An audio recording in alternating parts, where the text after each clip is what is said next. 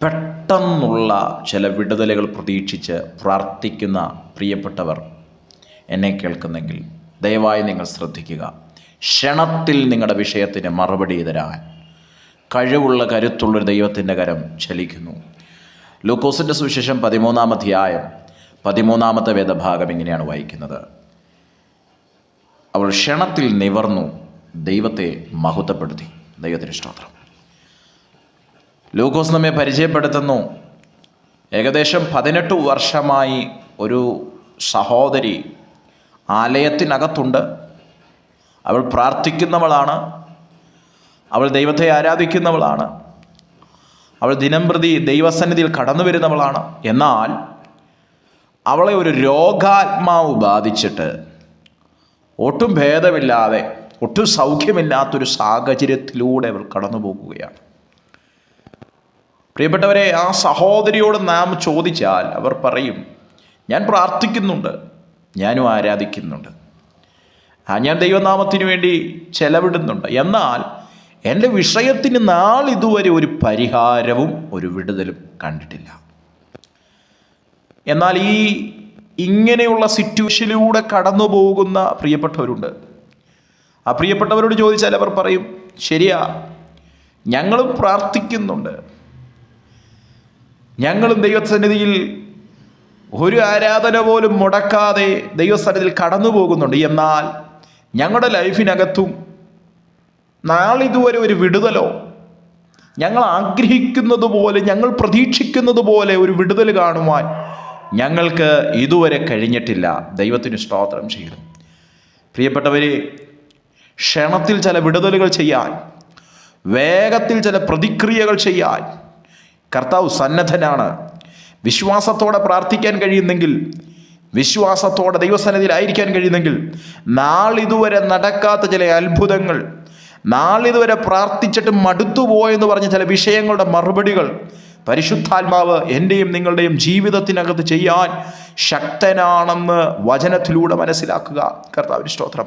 ഇവിടെ 18 സംവത്സരമായ ഒരു രോഗാത്മാവ് ബാധിച്ച് സഹോദരിയുടെ വിഷയം ഒട്ടും നിവരുവാൻ കഴിയാതെ കൂനിയായ ഒരു സ്ത്രീ, ദൈവത്തിന് സ്തോത്രം, ഒട്ടും നിവരാൻ കഴിയാതെ എന്ന് പറഞ്ഞാൽ കൂനി നിൽക്കുക എന്ന് പറയുന്നൊരു സാഹചര്യം പ്രിയപ്പെട്ടവരെ നമുക്കെല്ലാവർക്കും അറിയാം. കൂനി നിൽക്കുക എന്ന് പറഞ്ഞാൽ വളരെ പ്രയാസമുള്ള, വേദനയുള്ളൊരു കാര്യമാണ്. നിവർന്നു നിന്നിട്ട് തന്നെ പലർക്കും പലതും ചെയ്യാൻ കഴിയാത്തൊരു സാഹചര്യങ്ങളൊക്കെ ഉണ്ടാകുന്നുണ്ട്. കർത്താവിനെ സ്തോത്രം. അപ്പോൾ കൂനി നിൽക്കുന്നൊരു സഹോദരിയുടെ അവസ്ഥ നമുക്കൊന്ന് ഇമാജിൻ ചെയ്ത് നോക്കാം. എന്തായിരിക്കും ആ സഹോദരി അല്ലെങ്കിൽ ആ മാതാവ് അനുഭവിക്കുന്ന ആ വേദന എന്താണ്, പ്രതിസന്ധി എന്താണെന്നറിയാം. ഒട്ടും നിവരുവാൻ കഴിയാതെ, അതെ, ഒട്ടും പ്രതീക്ഷയില്ലാതെ 18 വർഷം അവൾ പ്രാർത്ഥിച്ചുകൊണ്ടിരിക്കുക. 18 വർഷം കൊണ്ട് പ്രാർത്ഥിക്കുന്നുണ്ട്, 18 വർഷവും ആലയത്തിലുണ്ട്, 18 വർഷവും ഓരോ ദിനവും ഓരോ സമയങ്ങളും പ്രാർത്ഥനയ്ക്ക് വരുമ്പോൾ അവൾ പ്രതീക്ഷിക്കുന്നത് ഇന്ന് എൻ്റെ വിടുതലായിരിക്കും, ഇന്ന് എൻ്റെ വിഷയത്തിനകത്ത് ഒരു മറുപടി കാണും. ഒട്ടും പുറകോട്ട് പോകാതെ, ഒട്ടും തന്നെ സ്തോത്രം അവൾ മാറി നിൽക്കാതെ ആ 18 വർഷമായി അവൾ എന്ത് ചെയ്തു? ആലയത്തിനകത്തുണ്ട്. കർത്താവിന് സ്തോത്രം ചെയ്യുകയാണ്. എന്നാൽ ഇന്ന് പകൽക്കാലം ശ്രദ്ധിക്കണമേ, നമ്മൾ നാളിതുവരെ പ്രാർത്ഥിച്ചിട്ട് ഒരു ഫലവുമില്ല എന്ന് നാം നമ്മോട് പറഞ്ഞതും മറ്റു പലരും നമ്മെ വിരൽ ചൂണ്ടി പറഞ്ഞതുമായ ചില വിഷയങ്ങളെ നോക്കി ആത്മാവിൽ പ്രവചിച്ച് കൈമാറാൻ ആഗ്രഹിക്കുന്നു. ഒട്ടും ഭേദം വരത്തില്ലെന്ന് പറഞ്ഞ, ഒട്ടും നിന്റെ സ്ഥിതി മാറത്തില്ലെന്ന് പറഞ്ഞ, നീ ഒട്ടും നന്നാകത്തില്ലെന്ന് പറഞ്ഞ ചില സാഹചര്യങ്ങളെ നോക്കി ഞാൻ ആത്മാർത്ഥതയോടെ കൈമാറട്ടെ. ചില വേഗത്തിൽ ചില മറുപടികൾ, അത്ഭുതങ്ങൾ ലൈഫിനകത്ത് നടക്കാൻ പോകുക. ആമേൻ പറഞ്ഞ ദൈവവചനത്തെ സ്വീകരിക്കുവാൻ തയ്യാറാകുക. ദൈവത്തിന് സ്തോത്രം ചെയ്യുന്നു. അപ്പോൾ യേശു അവളെ കണ്ടിട്ട് എന്ത് ചെയ്യുക? അടുക്കൽ വിളിക്കുകയാ. ദൈവത്തിന് സ്തോത്രം.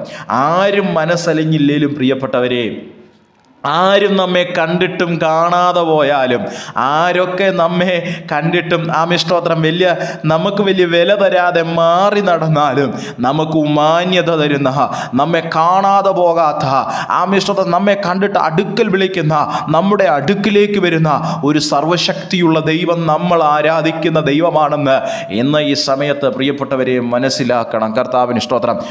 കൂടെ ഉണ്ടായിരുന്നവരും കൂടെ ആരാധിച്ചവരും കുറ്റം പറഞ്ഞ പറഞ്ഞവരൊക്കെ ഒത്തിരി അനേകർ നമ്മുടെ ചുറ്റുപാടും കണ്ടേക്കാം.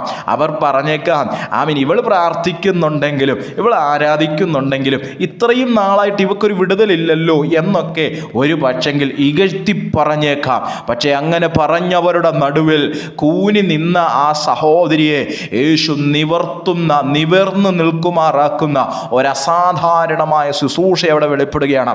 അതേ പ്രിയപ്പെട്ടവരെ, മറ്റുള്ളവരുടെ കണ്ണിൽ നാം നിവർന്നു നിൽക്കത്തില്ല എന്നും നാം ഇനി ഒരു അനുഗ്രഹത്തിലേക്ക് പോകത്തില്ലെന്നോ നമുക്കിനി ചലിക്കാൻ കഴിയത്തില്ല എന്നോ വിലയിരുത്തിയവരുടെ നടുവിൽ നമ്മെ എഴുന്നേൽപ്പിച്ചു നിർത്തുന്ന, നമ്മെ നിവർത്തി നിർത്തുമാറാക്കുന്ന ഒരു ദൈവത്തിൻ്റെ കാര്യം ചലിക്കുന്നുണ്ട്.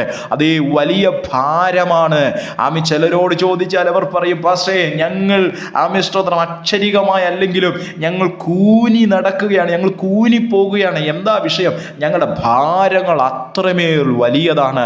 ഞങ്ങളുടെ ഈ ഭാരങ്ങൾ ഞങ്ങളുടെ മുതുകത്ത് ഞങ്ങൾക്ക് താങ്ങാൻ പറ്റുന്നതിൽ ഉപരിയായിട്ടുള്ള ഭാരങ്ങളാണ് ഞങ്ങൾ ചുമക്കുന്നത്. ഞങ്ങൾക്കൊട്ടും നിവരാൻ കഴിയുന്നില്ല. എൻ്റെ പ്രിയപ്പെട്ടവരെ, ഈ വചനത്തിനകത്തുള്ള വിടുതലുകൾ ഇന്ന് ഈ സമയത്ത് നമ്മളായിരിക്കുന്നിടത്തെല്ലാം വ്യാപരിച്ചു തുടങ്ങട്ടെ. നിവർന്നു നിൽക്കാൻ കഴിയാതെ സ്തോത്രം ഒന്നുമാറി പ്രശ്നങ്ങളും പ്രതിസന്ധികളും വേദനകളും കടക്കണികളും ബുദ്ധിമുട്ടുകളും ഒക്കെ നമ്മെ അലട്ടിക്കൊണ്ടിരിക്കുകയാണ്. ആ പ്രയാസങ്ങൾ കൊണ്ട് നാം കൂനി പോകുകയാണ്. നിവർന്നു നിൽക്കാൻ കഴിയാതെ നാളിതുവരെ ദൈവം എൻ്റെ പ്രാർത്ഥന കേൾക്കത്തില്ലേ, എൻ്റെ വിഷയത്തിനകത്ത് മറുപടി തരത്തില്ലേ എന്ന് നാം പ്രാർത്ഥിച്ചു കൊണ്ടിരുന്ന വിഷയങ്ങളെ നോക്കി വചനാടിസ്ഥാനത്തിൽ കൈമാറുന്നു. നമ്മെ നിവർത്തി നിർത്തുന്ന, നമ്മെ എഴുന്നേൽപ്പിക്കുന്ന ഒരു ദൈവത്തിൻ്റെ കാര്യം ഇപ്പോൾ ചലിക്കുന്നുണ്ട്. ദൈവത്തിന് സ്തോത്രം ചെയ്യുന്നു. അതെ, നാം എഴുന്നേൽക്കാൻ പോവുകയാണ്. വേഗത്തിൽ ചില വിടുതലുകൾ സംഭവിക്കാൻ പോകുന്നു.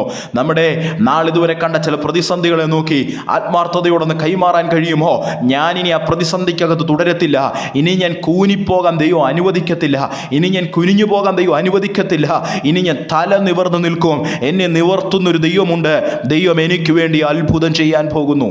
അവിടെ യേശു അടുക്കൽ വിളിച്ചിട്ട്, സ്തോത്രം, നിന്റെ രോഗബന്ധനം അഴിഞ്ഞിരിക്കുന്നു എന്ന് അവളുടെ മേൽ കൈവച്ചു. എന്നിട്ട് യേശു എന്നിട്ട് അടുത്ത വാക്യം അറിയാം, അവൾ ക്ഷണത്തിൽ നിവർന്നു ദൈവത്തെ മഹത്വപ്പെടുത്തി. അതേ പ്രിയപ്പെട്ടവരെ, ക്ഷണത്തിൽ ചില വിടുതലുകൾ നമ്മുടെ കുടുംബത്തിനകത്ത്, തലമുറകളുമായി ബന്ധപ്പെട്ട വിഷയത്തിനകത്ത്, ബിസിനസ്സുമായി ബന്ധപ്പെട്ട വിഷയത്തിനകത്ത്, മിനിസ്ട്രിയുമായി ബന്ധപ്പെട്ട വിഷയത്തിനകത്ത് നിവർന്നു നിൽക്കുന്നൊരു മിനിസ്ട്രി, നിവർത്തി നിർത്തുന്നൊരു ദൈവത്തിൻ്റെ കാര്യം, നാളിതുവരെ കുനിഞ്ഞുപോയ തലകുനിച്ച വിഷയങ്ങൾക്കകത്ത് നമ്മെ നിവർത്തുന്നൊരു ദൈവത്തിൻ്റെ കാര്യം ചലിക്കുന്നുണ്ട്. വിശ്വാസത്തോടെ പ്രാർത്ഥിക്കാൻ തയ്യാറാകുക. ക്ഷണത്തിൽ ചില വിടുതലുകൾ നടക്കുന്നു. ആമേൻ പറഞ്ഞ ദൈവവചനത്തിനോട് പ്രതികരിക്കുക. കർത്താവ് നമ്മെ ഈ വചനങ്ങളാൽ അനുഗ്രഹിക്കട്ടെ. വേഗത്തിൽ വിടുതലുകൾ പരിശുദ്ധാത്മാവ് ചെയ്യും. കർത്താവ് നമ്മെ അനുഗ്രഹിക്കട്ടെ. God bless you. Thank you.